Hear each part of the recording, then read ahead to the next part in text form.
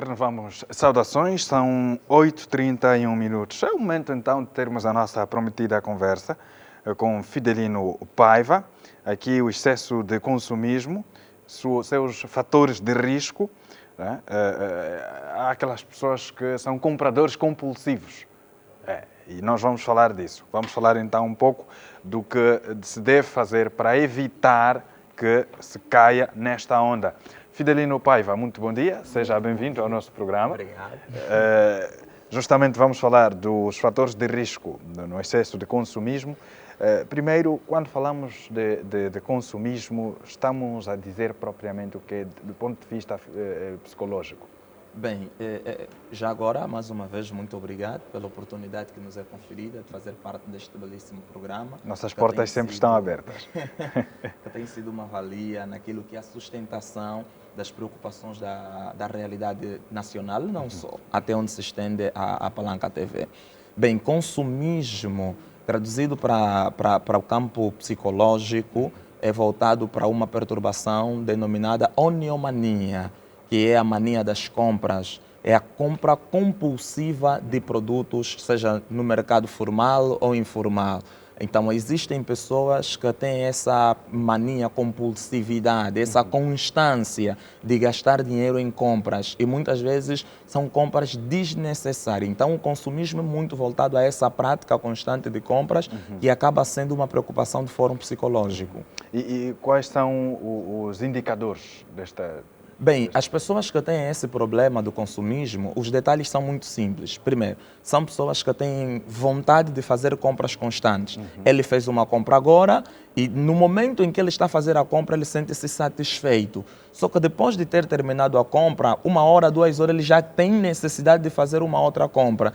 E muitas vezes, essa mesma pessoa que tem esse problema do consumismo, o problema, ou seja, a satisfação não é no que comprou, mas é no ato de comprar. Quer dizer que a forma como ele se sente satisfeito é só o fator de comprar. Tem dinheiro? Tem. Então eu só quero comprar. Muitas vezes essas pessoas fazem dívidas porque têm necessidade de sair para comprar e fazem muitas dívidas com juros que depois nem têm como pagar. Gastam mais do que o que possuem. Muitas vezes até aqueles que têm direito que têm os seus pessoas assalariadas, eles acabam gastando mais do que o próprio salário que têm. Então esses são os indicadores de pessoas que padecem do consumismo, então da oniomania. E essa patologia começou a ser desenvolvida por Kraepelin, isso lá nos finais do século XIX, lá nos anos de 1960. E de lá para cá, muita gente sofrendo com essa perturbação. E o que é que leva a pessoa a desenvolver este quadro? Bem, a oniomania não é uma doença em si, ela é consequência de outros problemas do fórum psicológico e fisiológico, do tipo, existem pessoas que têm problemas de ansiedade, existem pessoas que têm problemas de depressão, sobretudo olhando para o campo da depressão maior, né, que é diagnosticado a partir da perda de humor, perda da libido, prazer sexual, pessoas que têm desejo de morte, pessoas que têm problemas e frustrações do fórum conjugal, uma separação, uma traição. Então, pessoas que padecem dessas perturbações, que têm esses sintomas, de modo a evitar com que esses sintomas perdurem na sua memória, então procuram uma forma, vamos usar a expressão, um mecanismo de defesa e acabam desenvolvendo a oniomania. Neste caso, a oniomania se torna resultado de outros problemas que o indivíduo já enfrenta e não consegue solucionar. Então, de modo a cobrir esse problema que ele vivencia, então ele vai fazendo essas compras compulsivas, que depois ele acaba se tornando dependente desse problema que nós chamamos consumismo. Tenta resolver um e cria outro. É mesmo esse aí o campo. Então, para os passos de tratamento, tem de primeiro buscar as razões, as causas do desenvolvimento dessa patologia. Correto. A psicologia clínica, na resolução de qualquer problema do fórum psicológico, ela primeiro procura saber as causas. Porque dentro das causas existem alguns problemas que, na verdade, afetam o psicológico, mas são problemas fisiológicos, muitos são problemas neurológicos, outros até são problemas sociais. Então, quando nós conhecemos as causas, saberemos com que tipo de adversário vamos lidar. Aí, então, vamos procurar o tratamento ideal. Porque, na verdade, a questão não é bem combater a compulsividade da compra, é combater o que lhe impulsiona a ter essa compulsividade. Pode ser uma ansiedade, pode ser uma fobia, pode ser um estresse pós-traumático, pode ser um síndrome de burnout, pode ser também outros problemas ligados ao síndrome do ninho vazio, pode ser problemas ligados à fobia social, isolamento. Quer dizer, existem N fatores, né, que podem estar na base. Então, nós olhamos primeiro, conhecer quais são as causas que fazem com que o indivíduo apresente esse comportamento compulsivo e depois, em vez de nós combater de princípio o problema compulsivo, combatemos o problema que está a causar essa compulsividade. Em termos de consequências de quem está com este vício? Drásticas, drásticas. Uma das primeiras consequências é o desequilíbrio econômico, desequilíbrio financeiro. Porque imagine que você já tem uma cadeia e essa cadeia que você vai fazer compras exatas, alimentação, vestuário, pagamento da propina dos filhos para quem os tenha. Você, ao fazer essas compras compulsivas, você vai investir um dinheiro que já estava programado para uma outra tarefa. Então esse é um grande problema. E tendo esse problema financeiro, acarreta outros problemas. Problemas de necessidades em casa. Porque o indivíduo que sofre de oniomania, ou esse que sofre de compulsividade, porque traduzido é a mesma palavra, Exato. Ele muitas vezes compra coisas que depois ele olha e fala, isso é desnecessário. Pois, muitas só vezes ele depois de compra comprar. roupa que ele não vai usar, calçados que ele não vai usar, relógios que ele não vai usar, materiais que são desnecessários. Então é um dinheiro gasto de forma desmedida. Então são várias as consequências no fórum econômico e também no fórum emocional. Pode causar problemas conjugais. Você mexeu no dinheiro que não era para mexer. Nós tínhamos outro propósito com esse dinheiro. Então, por causa desse ato, por causa dessa perturbação, cria esse problema. Eu quero abrir uma outra janela também. Muita gente que sofre desse problema desconhece que sofre. Pois. Ele acha que é normal, mas as pessoas à sua volta reconhecem que alguma disfunção esse indivíduo está a apresentar. Então, o que é que eu quero dizer? Em alguns momentos, as pessoas à volta também sofrem. Quando é que a perturbação começa a se tornar grave? Quando não só a pessoa que padece é que sofre, mas as pessoas à sua volta também consentem e sofrem por causa da mesma perturbação. Então há necessidade de que quando já te estão a dizer estás a fazer muitas compras desnecessárias, você não consegue ficar sem dinheiro, você está sempre a fazer compra, automaticamente já são indícios de que você está a recorrer para uma perturbação ou a perturbação do fórum compulsivo que Sinais de é a alerta, oniomania. já. São sinais de alerta. Então há que ficarmos muito atentos. E hoje a nossa sociedade, por exemplo, a nível global, 3,3% da população mundial sofre com esta perturbação. 3,3%.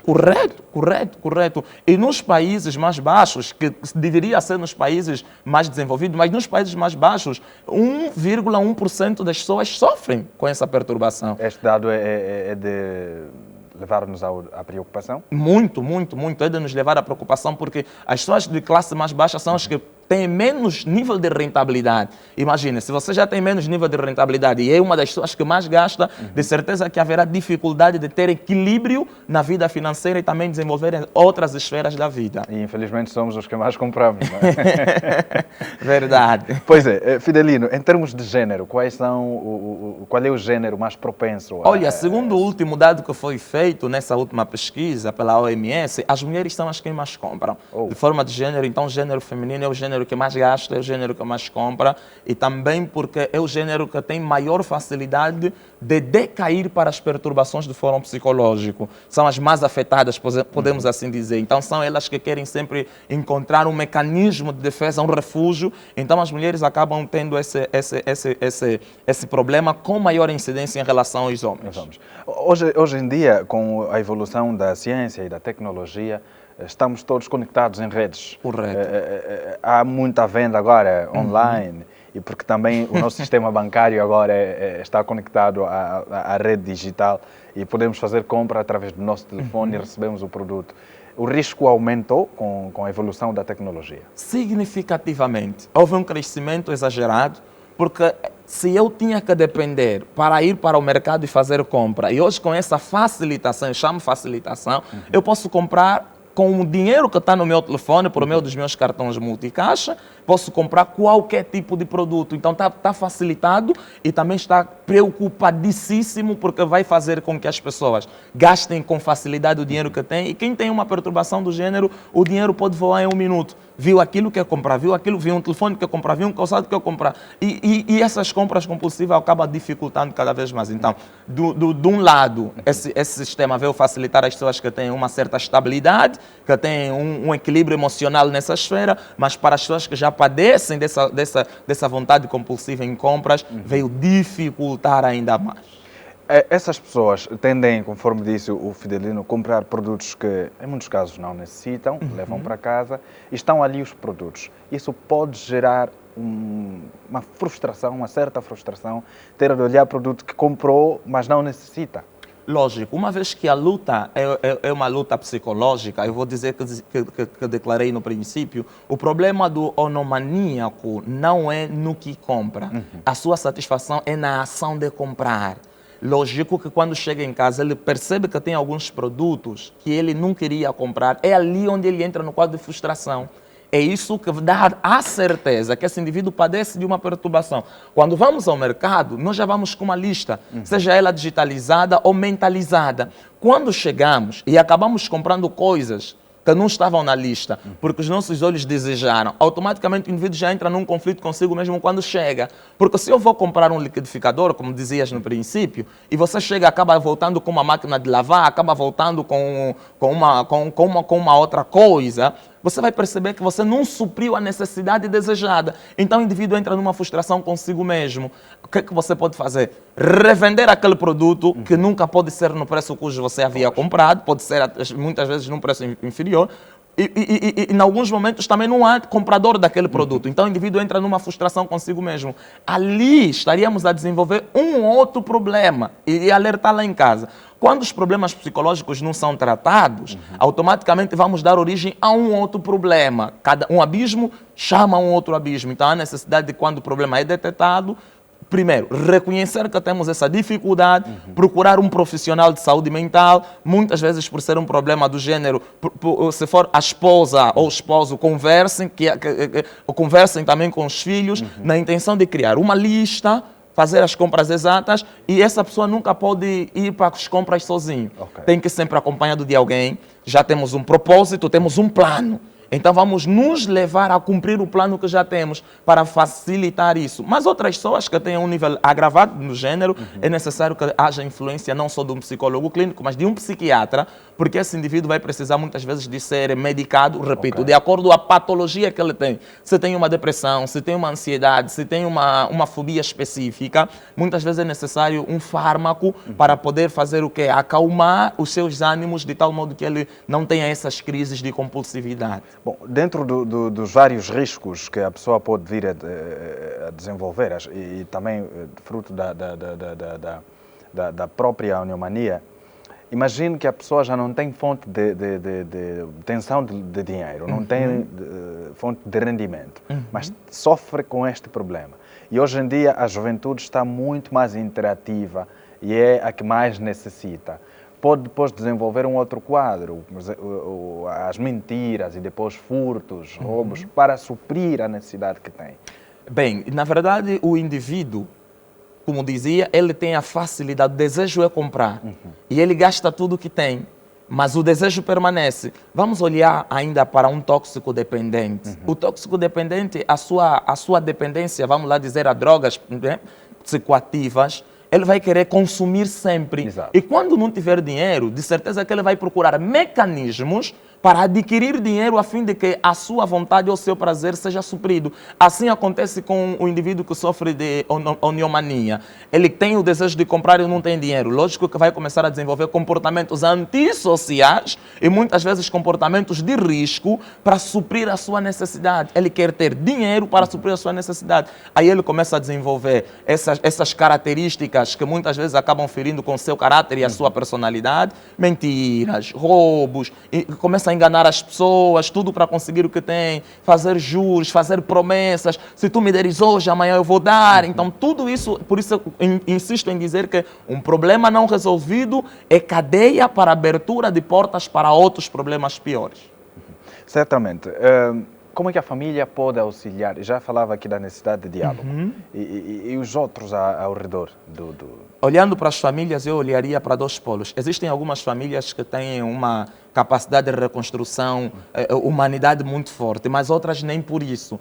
Nos tratando de uma família em que não existe essa cooperação, porque hoje problemas psicológicos muitos ainda veem como fingimento. Está a fazer Frescura. porque quer, é frescura, é vontade própria. Não, às vezes é mesmo um problema psicológico. Então, para essas pessoas que estão nessas famílias, vamos usar a expressão que não existe um equilíbrio, uma estruturação, deve procurar mesmo um profissional, deve procurar um amigo que sabe, que tenha idoneidade para lhe auxiliar. Já para as famílias que existe essa estruturação saudável, a necessidade de sentar com o indivíduo, conversar com o indivíduo, chamar-lhe a atenção, não criticar, mas procurar mostrar para ele que é uma perturbação e essa perturbação deve ser resolvida, tens um problema. E o indivíduo que padece desse problema, a sua cura só começa quando ele reconhece o problema.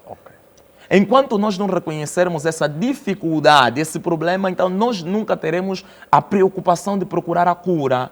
Até mesmo pessoas que padecem de doenças físicas, vamos olhar para o paludismo. Enquanto você não perceber que estás com um problema de saúde, você não procura o médico. Se não procurar o médico, não vai ter fármaco. Se não ter fármaco, vai permanecer doente. Então, a necessidade do indivíduo reconhecer primeiro e a família auxiliar com conselhos, com apoio. E aqueles que já reconheceram o problema devem lidar com o acompanhamento. Muitas vezes, evitar ir às compras, permitir que outros vão fazer as compras no caso que ele deseja, e se tiver que ir para as compras, vá sempre acompanhado de alguém, com a sua lista na mão, e fazer aquilo que é o que lhe levou para aquele lugar de compra. E levar o dinheiro necessário. Correto. Olha, esse é um outro ponto. Se levar a mais... Há sempre o risco.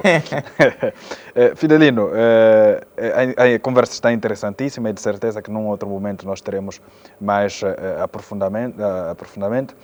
Mas gostaria, antes de encerrarmos esta conversa, saber também das consequências que podem advir dessa patologia psicológica, sobretudo para quem tem filhos. Não é? Tem um problema e tem filhos por cuidar. Essas crianças podem, direta ou indiretamente, sofrer com as consequências.